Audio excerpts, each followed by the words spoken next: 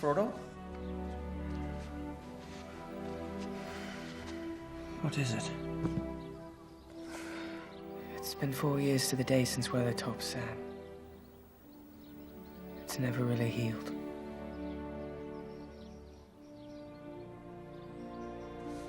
There and back again. A Hobbit's Tale by Bilbo Baggins. And The Lord of the Rings by Frodo Baggins. You finished it. Not quite. There's room for a little more.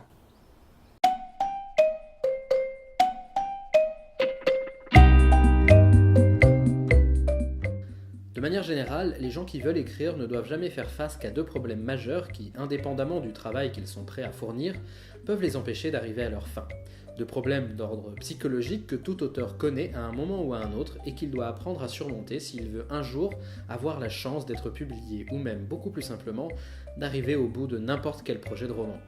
Dans mon épisode précédent, je vous parlais des blocages que l'on pouvait rencontrer lorsque l'on écrit quelque chose, mais j'ai aussi débunké un peu le mythe en vous expliquant que ces problèmes ne sont pas de vrais problèmes, qu'il s'agit en général d'un problème de manque d'anticipation, d'un manque de travail en amont, et qu'on peut donc, par le travail justement, trouver des solutions simples et surmonter ces blocages sans s'inquiéter. Les problèmes dont je vais vous parler dans cette vidéo ne sont pas des blocages dans l'écriture en elle-même, ce sont des travers comportementaux que nous pouvons avoir en tant qu'auteur dont il faut avoir conscience pour pouvoir réellement avancer, ou des obstacles psychologiques sur lesquels il va falloir travailler dès maintenant si vous voulez un jour écrire un roman. Un peu comme ces auteurs dont je parlais dans le premier épisode qui commencent leur phrase par des « moi » pour écrire « j'ai besoin d'eux » et qui s'inventent des excuses et finissent par dresser eux-mêmes des barrières inutiles qui viennent ralentir leur travail. Sauf que ces auteurs-là, en général, même s'ils s'inventent tout un panel de conditions loufoques pour travailler, ils s'arrangent justement pour travailler dans ces conditions et ce n'est donc finalement pas incompatible avec le fait de mener un projet de roman à bien, au contraire. J'ai presque envie de dire, si ça les aide à aller plus vite, tant mieux. Si ça les bloque plus qu'autre chose, ils s'en rendront sûrement compte par eux-mêmes et finiront par adapter leurs propres conditions en fonction de leurs besoins. Et puis, ce sont des comportements qui ont largement tendance à disparaître avec l'expérience, croyez-moi. Non, les problèmes dont je veux vous parler dans cette vidéo sont autrement plus embêtants puisqu'ils empêchent effectivement le projet d'être mené à bien. Et pour cause, le premier souci que la plupart des auteurs rencontrent, avant même de commencer à écrire quoi que ce soit, c'est justement qu'ils ont beaucoup de mal à commencer à écrire. Et attention, je ne parle pas des gens qui disent qu'ils veulent écrire un roman parce que l'idée leur plaît vaguement et qui ne franchiront jamais le cap parce qu'ils ont autre chose à faire. Non, je parle bien de personnes qui ont vraiment envie d'écrire, qui ont des choses à raconter, qui sont conscients du travail à fournir, mais repoussent sans cesse le début du travail. Et je parle même d'auteurs chevronnés, de gens qui ont déjà écrit un ou plusieurs romans, mais qui ont encore du mal à se mettre au travail après toutes ces années. Et c'est effectivement un gros problème, car si vous ne commencez pas à un moment ou à un autre à écrire vos projets, personne ne les écrira pour vous.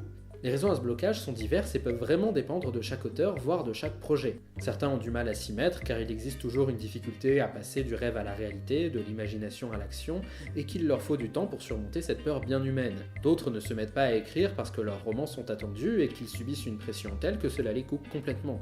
D'autres ont aussi de véritables problèmes psychologiques, parce qu'ils n'ont pas assez confiance en eux, en leurs écrits ou même en leur force de travail, parce que le sujet qu'ils veulent traiter dans leur roman s'avère trop personnel et qu'ils ont du mal à en parler, parce qu'ils ont une trop petite estime d'eux-mêmes pour croire qu'ils en sont capables ou parce qu'il existe dans leur vie des choses qui les empêchent concrètement de se concentrer sur leur projet.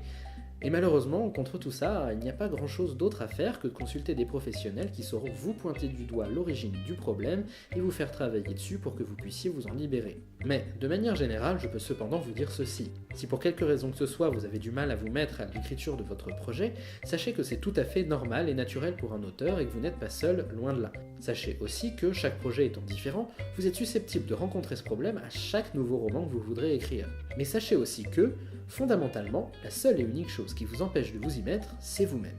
C'est vous qui, par flemme, par peur, par stress ou pour quelque autre raison que ce soit, faites le choix de ne pas commencer le travail alors que vous en avez clairement la possibilité. C'est donc à vous et à vous seul de prendre sur vous et d'y aller, de commencer à travailler. Et le plus tôt vous prendrez cette décision, le mieux ce sera. Car fondamentalement, ce n'est pas du tout le plus gros problème que vous aurez à surmonter en tant qu'auteur. Non. Le plus gros problème, celui qui risque de vous perdre si vous n'y prenez pas garde, c'est que les auteurs aiment commencer des projets, mais que bien peu les finissent vraiment. Oui, c'est un énorme travers et beaucoup plus fréquent qu'on ne le croit, auquel il faut faire très attention. Les auteurs ne vont quasiment jamais au bout de leur projet et finissent, le plus souvent, par s'arrêter en cours de route plutôt que de faire ce qu'il faut pour les achever. Pourquoi ? Oh, ils ont tout un panel de bonnes excuses. Ils ont une nouvelle idée encore mieux. Ils se sont rendus compte que tel ou tel personnage ne fonctionnait pas. Ils sont arrivés à un blocage et ont préféré travailler sur autre chose en attendant d'avoir l'illumination. C'était beaucoup trop long. Finalement, ça fait plus film que roman, etc., etc. Mais la véritable raison, c'est qu'il est très plaisant d'écrire, car c'est une activité agréable pour l'esprit que de créer, de jouer avec la langue. C'est extrêmement satisfaisant en soi. Et mieux encore, le fait d'écrire nous permet parfois d'accéder à un certain prestige en soi avant même que l'on ait publié quoi que ce soit. Mais achever un projet et chercher à le faire publier ou à le publier soi-même, c'est une autre paire de manches. D'un seul coup, il faut se confronter au public qui ne sera pas aussi réceptif qu'on l'espère. D'un seul coup, il faut entrer dans la partie la moins fun du travail, envoyer des mails à des gens qui s'en fichent et ne vous répondront jamais. D'un seul coup, il faut se confronter à un éventuel rejet de l'autre, à recevoir un regard acerbe sur son travail. C'est facile de croire qu'on est un très bon auteur tant qu'on ne finit jamais rien et qu'on ne confronte pas son travail à celui des autres. Et puis, c'est aussi un peu comme finir une série qu'on adore. Une fois que c'est fait, on se sent un peu vide et on ne sait plus vraiment quoi faire de notre vie. Et les auteurs peuvent avoir très peur de cette sensation. Alors du coup, oui, c'est un fait, la plupart des auteurs ne finissent pas leur projet. La plupart des écrivains passent d'un projet à l'autre ou retravaillent sans cesse le même projet à l'infini sans jamais en être satisfaits, ou pire encore, ils se lancent fièrement dans l'écriture d'une fameuse saga en 15 tomes avec 12 spin-offs, 22 préquels, sans parler des 3 timelines alternatives. Et croyez-moi, c'est un travers que tous les auteurs, absolument tous les auteurs ont. Moi le premier. Mais là encore, la bonne nouvelle, c'est que certains parviennent à surmonter ce défaut et à mettre un point final à leur projet, aussi titanesque soit-il. Parce qu'une fois encore, la seule chose qui se dresse entre vous et la fin de votre projet, c'est vous-même. Il ne tient qu'à vous d'un jour prendre la décision d'arrêter les frais et de ne pas vous laisser prendre à ce petit jeu que joue votre cerveau, de prendre la décision d'aller jusqu'au bout du roman, de l'envoyer, et tant pis si ce n'est pas parfait. Alors bien sûr, vous pourrez objecter qu'il n'est pas facile de prendre de telles décisions lorsqu'on a pris de mauvaises habitudes, qu'on ne change pas du jour au lendemain et qu'il faut surtout faire un long travail sur soi-même et être très discipliné pour arriver au moindre résultat. Et je suis parfaitement d'accord avec ça. Si vous avez du mal à commencer vos projets, que vous les repoussez sans cesse ou que vous passez votre temps à ne pas achever les projets que vous commencez, il vous faudra du temps avant de régler ces deux problèmes et j'en sais quelque chose car il m'a fallu moi-même plusieurs années. Mais si j'ai fait cette vidéo, c'est avant tout parce que je voulais que vous ayez bien conscience que ces problèmes existent et qu'en tant qu'auteur, vous êtes très certainement sujet à l'un ou l'autre, si ce n'est les deux à la fois, et que si vous voulez un jour pouvoir arriver au bout de votre projet, quel qu'il soit, il vous faudra apprendre à les dépasser, à les surmonter. Car la première étape pour changer, c'est de prendre conscience qu'il y a effectivement un problème. Je crois aussi que, fondamentalement, prendre la décision de changer, c'est très facile. C'est la mise en application qui est plus problématique. Et du coup, pour vous aider à mettre en application cette belle décision que vous venez de prendre, je vous donnerai dans ma prochaine vidéo quelques conseils pratiques pour prendre les bonnes habitudes. Voilà, encore un épisode d'intro terminé, on s'approche du but, promis.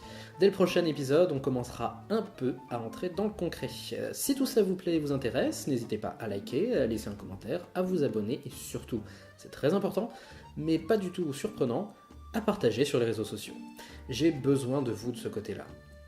Comme d'habitude, vous pouvez aussi aller faire un tour sur mon site où je publie des articles sur l'écriture et le monde de l'édition, entre autres choses. Et donc, sur ce, je vous dis à la semaine prochaine, et n'oubliez pas de commencer à écrire.